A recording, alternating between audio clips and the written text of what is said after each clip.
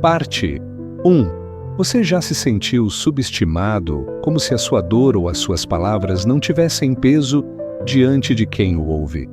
Já teve a sensação de que, em vez de receber apoio no momento de angústia, acabou ouvindo mais julgamentos e críticas? No capítulo que vamos estudar hoje, encontramos Jó respondendo a um discurso que, embora revestido de palavras sobre a grandeza de Deus, foi incapaz de trazer consolo ao coração de quem sofre. Aqui Jó nos mostra que é possível afirmar a soberania do Senhor e, ao mesmo tempo, reconhecer o valor de falar com compaixão. Em Jó capítulo 26, logo no início, vemos que Jó responde a Bildade, que acabara de falar no capítulo anterior. Parte 2. Bildade havia exaltado a majestade e a santidade de Deus, mas sua fala foi breve e dura, deixando implícito que Jó, sendo homem, não teria legitimidade para se justificar diante do Criador. As palavras dele estavam corretas em conteúdo, mas erradas na aplicação, pois não consideravam o contexto do sofrimento de Jó. É diante disso que Jó inicia sua resposta. Para ancorar nossa reflexão, vamos ler Jó capítulo 26, versículos 2 e 3. Como ajudaste aquele que não tem força e sustentaste o braço que não tem vigor? Como aconselhaste aquele que não tem sabedoria e plenamente fizeste conhecido o verdadeiro conhecimento? Aqui percebemos claramente o tom irônico de Jó. Parte 3. Ele não está elogiando Bildade, está denunciando a falta de empatia e a inutilidade prática do que foi dito. Vamos orar. Senhor, pedimos que a Tua palavra nos ensine a falar a verdade com amor e a sermos instrumentos de edificação e consolo. Que possamos exaltar a Tua grandeza sem perder de vista a necessidade de cuidar do coração ferido. Em nome de Jesus. Amém. Jó começa destacando que o discurso de Bildade não trouxe nenhuma ajuda real. É como se dissesse: você falou, mas não fortaleceu quem está fraco. Você aconselhou, mas não trouxe sabedoria prática para a situação. Parte 4. Isso nos leva a refletir sobre quantas vezes, no desejo de defender a verdade, podemos acabar usando palavras que mais ferem do que curam. Falar sobre Deus exige não apenas conhecimento, mas também discernimento e sensibilidade. Nos versículos seguintes, Jó questiona: para quem proferiste essas palavras? E de quem é o espírito que saiu de ti? Aqui ele não está apenas perguntando a motivação de Bildade, mas também sugerindo que aquele discurso não parecia inspirado pelo Espírito de Deus, já que não edificava nem fortalecia. É uma lição clara para nós. A mensagem que proclamamos deve refletir não apenas a verdade, mas também o caráter de Deus, que é cheio de graça e misericórdia. Parte 5. Após essa introdução irônica, Jó passa a falar sobre a grandeza de Deus, mas de uma forma que amplia a visão apresentada por Bildade. Ele descreve a soberania divina sobre regiões invisíveis aos olhos humanos, dizendo que até o além está nu diante de Deus, e que o Sheol, o lugar dos mortos, não tem como se esconder da sua presença. Essa afirmação mostra que o Senhor conhece não apenas o que é visível, mas também o que está oculto e profundo. Nada está fora do alcance da sua visão. Nos versículos 5 e 6, Jó fala sobre os mortos que tremem debaixo das águas e sobre o Sheol nu diante de Deus. Parte 6. Essas imagens poéticas revelam que a soberania divina não se limita ao mundo físico que podemos tocar e ver. Deus governa sobre dimensões espirituais e realidades que ultrapassam a compreensão humana. Esse é um lembrete poderoso. O controle de Deus é absoluto e não existe lugar onde sua autoridade não se estenda. Essa perspectiva é consoladora, porque significa que nada do que enfrentamos é invisível para o Senhor. Quando nos sentimos esquecidos ou invisíveis aos olhos dos outros, podemos ter certeza de que Deus vê, conhece e compreende até o mais profundo do nosso ser. Parte 7. A soberania dele não é apenas um conceito teológico distante, mas uma verdade que traz segurança para a nossa caminhada diária. Jó, mesmo em meio ao sofrimento, reconhece essa grandeza. E aqui aprendemos algo importante. Adorar a Deus pela sua majestade não é incompatível com lamentar pela dor que sentimos. Podemos, ao mesmo tempo, reconhecer o seu poder e apresentar nossas queixas e perguntas. A fé verdadeira não é silenciosa diante da dor. Ela é honesta e reverente. O início deste capítulo nos ensina que falar sobre Deus exige cuidado. Não basta afirmar verdades corretas, é preciso aplicá-las de forma que edifiquem, curem e conduzam ao Senhor. Parte 8. Bildade falou de um Deus grande, mas não falou como um amigo compassivo. Jó, por sua vez, também exalta a Deus, mas sem perder de vista a realidade humana. Esse equilíbrio é o que precisamos buscar na nossa própria fala e no nosso testemunho. Depois de expor a falta de sensibilidade nas palavras de Bildade, Jó passa a ampliar o retrato da soberania de Deus com descrições impressionantes. Ele começa a falar sobre o poder criador e sustentador do Senhor, destacando que é Ele quem estende o norte sobre o vazio e suspende a terra sobre o nada. Parte 9. Essa afirmação, feita há milhares de anos, é um testemunho da inspiração divina das Escrituras, revelando verdades que a ciência só confirmaria séculos mais tarde. Antes mesmo de termos instrumentos para observar o cosmos, a Bíblia já afirmava que a Terra estava suspensa no espaço, sustentada unicamente pelo poder de Deus. Ao trazer essa imagem, Jó nos lembra que tudo o que existe está debaixo da autoridade e do cuidado do Criador. A vida não é um conjunto de eventos aleatórios, é resultado da ordem estabelecida por aquele que criou e mantém todas as coisas. Parte 10. Isso nos traz segurança, porque sabemos que, assim como ele mantém os planetas em seu curso, também sustenta a nossa vida mesmo nas tempestades mais intensas. Jó prossegue descrevendo que Deus envolve as águas densas em suas nuvens, e mesmo assim, elas não se rompem debaixo do peso. Essa é uma maneira poética de falar sobre o ciclo da chuva e sobre como Deus governa até os detalhes da natureza. Para um homem em sofrimento, essa contemplação da criação é uma forma de reafirmar que, se Deus mantém a ordem no mundo físico, também é capaz de manter a ordem no caos da vida humana. Parte 11. Nos versículos seguintes, ele menciona que Deus traça um limite sobre a superfície das águas, até onde a luz e as trevas se encontram. Essa é uma referência à separação que o Senhor estabeleceu desde a criação, quando dividiu a luz das trevas e colocou limites para os mares. Essa ordem estabelecida não é apenas um ato inicial, mas uma realidade contínua, sustentada diariamente pelo seu poder. E isso aponta para um princípio espiritual. Deus também estabelece limites para o mal. Ainda que pareça se expandir sem controle, o mal nunca ultrapassa a fronteira que o Senhor determinou. Jó também fala sobre as colunas do céu que tremem e ficam espantadas diante da repreensão de Deus. Parte 12. É uma linguagem figurada para descrever como os próprios elementos da criação respondem à voz do Criador. Essa imagem nos lembra passagens como os Salmos, capítulo 29, onde a voz do Senhor é descrita como poderosa, quebrando cedros e sacudindo o deserto. A natureza, com toda a sua força e beleza, é apenas um reflexo da glória de Deus.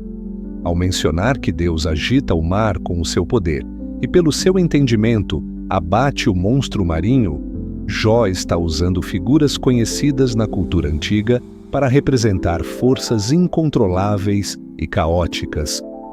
Parte 13. Na mentalidade do Oriente Médio antigo, o mar muitas vezes simbolizava o caos, e criaturas como Raabe ou Leviatã eram símbolos desse caos.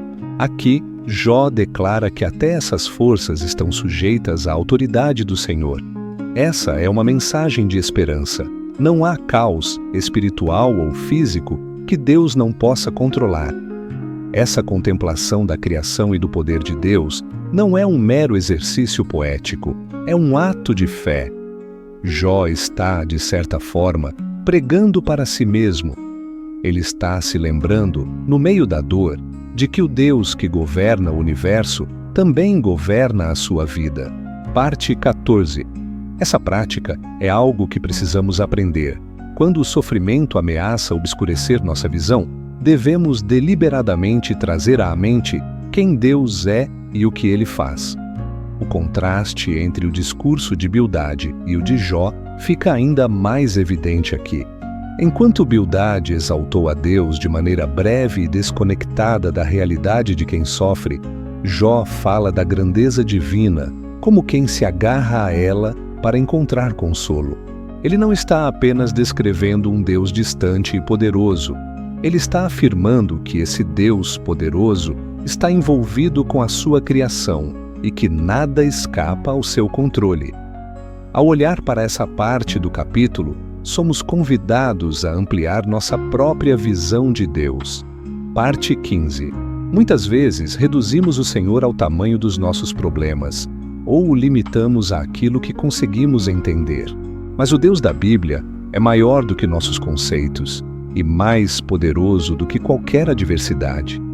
Essa consciência não remove a dor, mas nos dá uma âncora firme no meio dela, uma certeza de que estamos nas mãos daquele que sustenta todas as coisas pela sua palavra.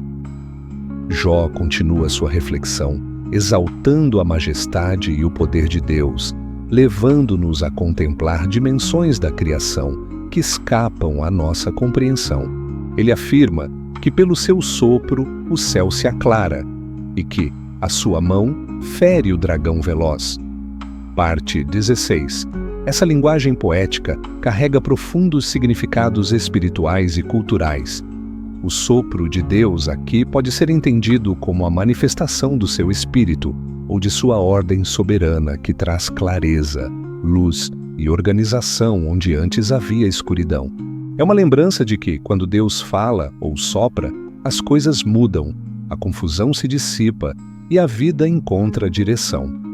A referência ao dragão veloz remete, no contexto cultural da época, a forças caóticas ou a seres mitológicos usados como símbolos do mal e da desordem. Jó, ao dizer que Deus o fere, está afirmando que não existe força rebelde que possa resistir ao Criador. Parte 17. Isso é um poderoso lembrete de que, mesmo quando parece que o mal avança sem restrição, ele já está derrotado diante da autoridade do Senhor. Nada e ninguém pode se levantar contra ele e prevalecer. Ao descrever essas imagens, Jó não está apenas recitando uma poesia sobre a criação. Ele está construindo um argumento de fé para si mesmo e para seus ouvintes. Se Deus tem poder para controlar os céus, para conter o caos dos mares e para derrotar o que parece invencível, então Ele também tem poder para lidar com as nossas crises pessoais. Parte 18. Essa transposição da grandiosidade cósmica para a vida cotidiana é fundamental para que a teologia deixe de ser apenas teoria e se torne experiência. O versículo 14 é um dos mais impactantes de todo o capítulo. Eis que isto são apenas as orlas dos seus caminhos, e quão pequeno é o sussurro que dele ouvimos. Mas o trovão do seu poder, quem o poderá entender? Aqui Jó reconhece que tudo o que podemos perceber de Deus, por mais grandioso que nos pareça, é apenas uma pequena amostra do que ele realmente é. O que vemos e entendemos de sua glória é como um sussurro em comparação com o trovão pleno do seu poder. Parte 19. Essa declaração é de extrema importância, porque coloca em perspectiva a nossa capacidade limitada de compreender Deus.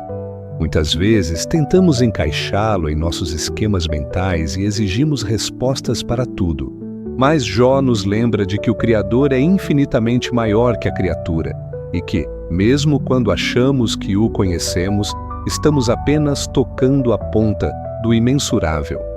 Essa consciência deve nos conduzir à humildade e à adoração. Ao dizer que o que vemos são apenas as orlas dos seus caminhos, Jó nos convida a refletir sobre o quanto ainda temos para descobrir e experimentar do Senhor.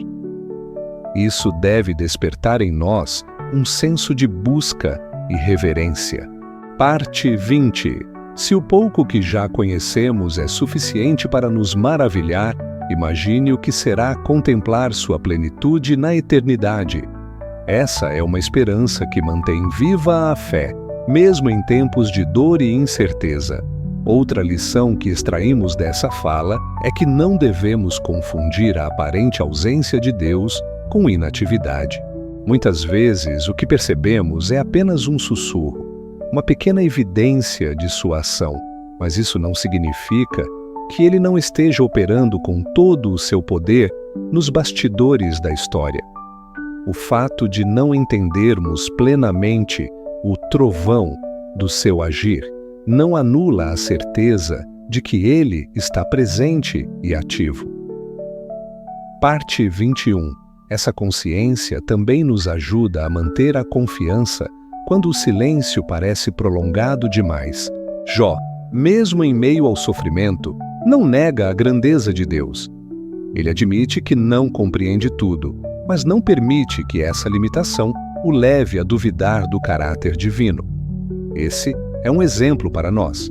Não precisamos ter todas as respostas para continuar crendo. Precisamos, sim, lembrar que o pouco que vemos é suficiente para saber que ele é digno de confiança. O capítulo 26 termina, então, com essa tensão saudável entre conhecimento e mistério.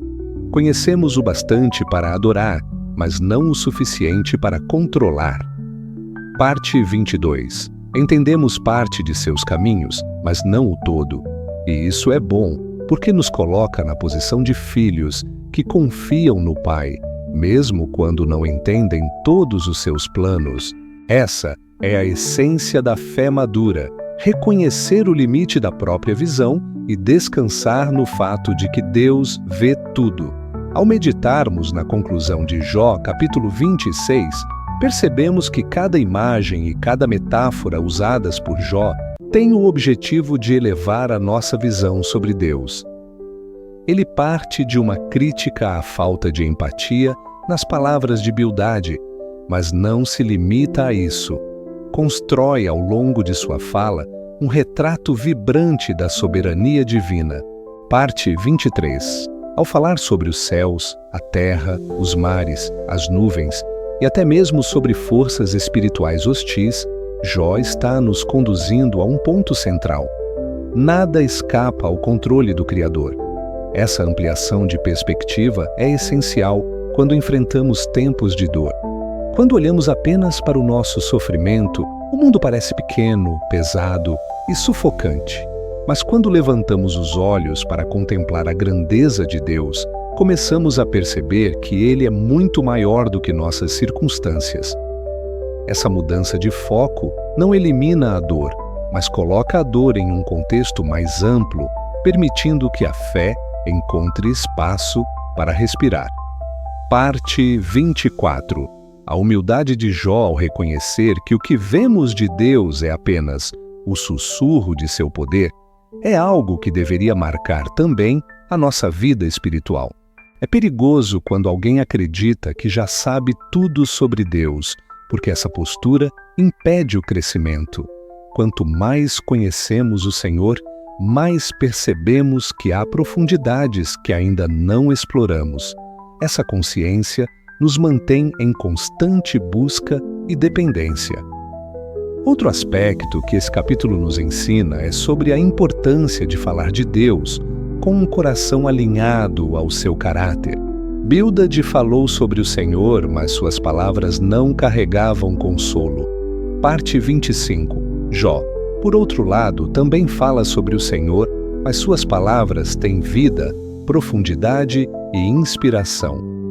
Isso nos mostra que o problema não é falar sobre a soberania e santidade de Deus, mas falar de forma desconectada da graça e da compaixão.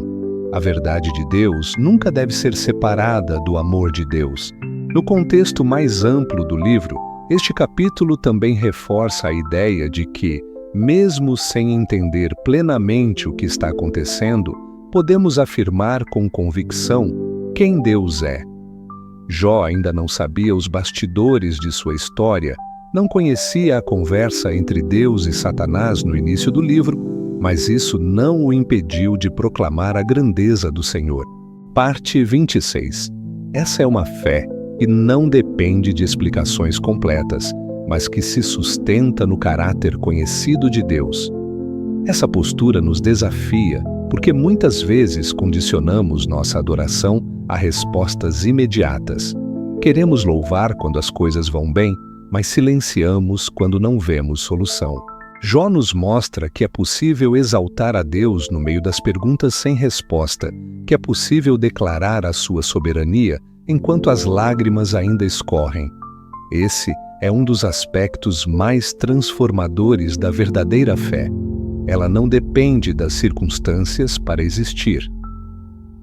Parte 27.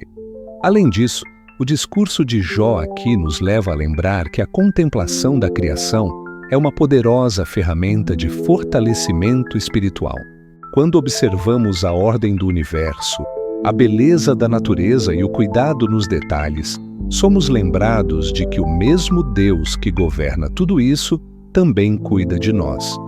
Essa é a lógica que Jesus usou em Mateus capítulo 6, quando falou sobre as aves do céu e os lírios do campo.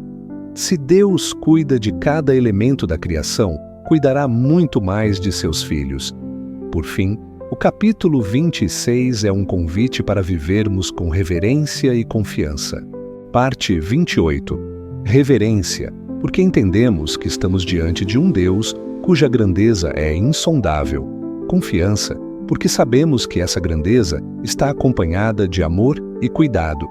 Esse equilíbrio é o que nos mantém firmes, mesmo quando o caminho é incerto. Assim, a resposta de Jó a Bildad nos deixa um legado. Não basta falar a verdade sobre Deus, é preciso vivê-la de maneira que ela inspire, console e fortaleça. Que as nossas palavras, como as de Jó, possam conduzir outros a enxergar o Senhor, não apenas como um Deus distante e poderoso, mas como um Deus presente, que reina sobre tudo e que sustenta cada detalhe da vida com perfeição. Parte 29. Ao encerrarmos a reflexão sobre Jó, capítulo 26, fica evidente que este é um dos discursos mais belos e teologicamente profundos de Jó, mesmo sendo relativamente breve. Ele começa com uma crítica à forma como Bildad falou sobre Deus, destacando a falta de ajuda prática e de compaixão nas suas palavras. Mas, a partir daí, Jó constrói um panorama grandioso da soberania do Criador, mostrando que ele domina não apenas o mundo visível, mas também o invisível, controlando forças espirituais, naturais e cósmicas com absoluta autoridade. Essa combinação de honestidade humana e exaltação divina é um exemplo poderoso para nós. Parte 30. Jó não ignora a dor que sente, nem tenta escondê-la atrás de um discurso bonito. Ele fala com franqueza sobre o que lhe incomoda, mas, ao mesmo tempo, não perde de vista quem Deus é.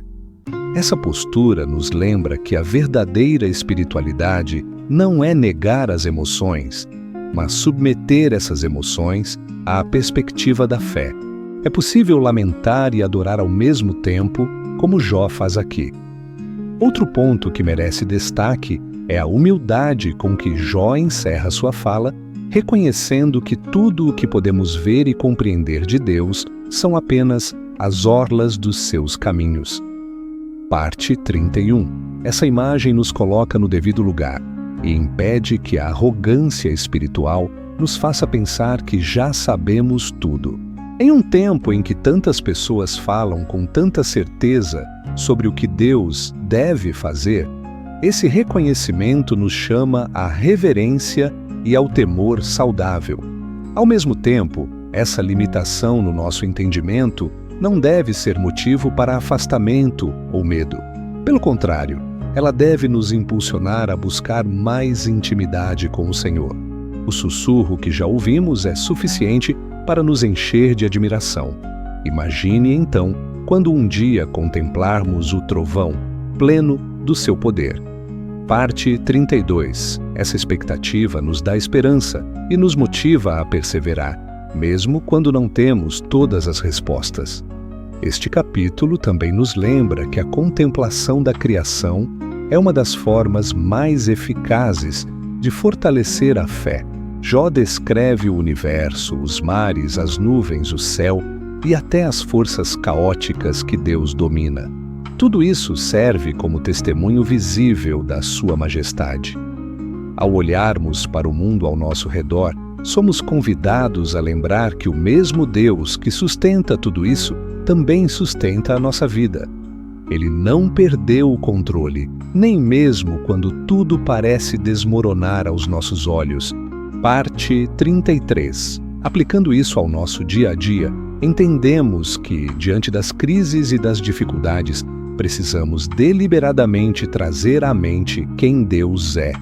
Quando o medo e a dúvida tentarem nos paralisar, devemos lembrar que Ele é o Criador que suspende a terra sobre o nada, que coloca limites no mar, que domina as forças mais perigosas e que, ao mesmo tempo, se importa com cada detalhe da nossa história.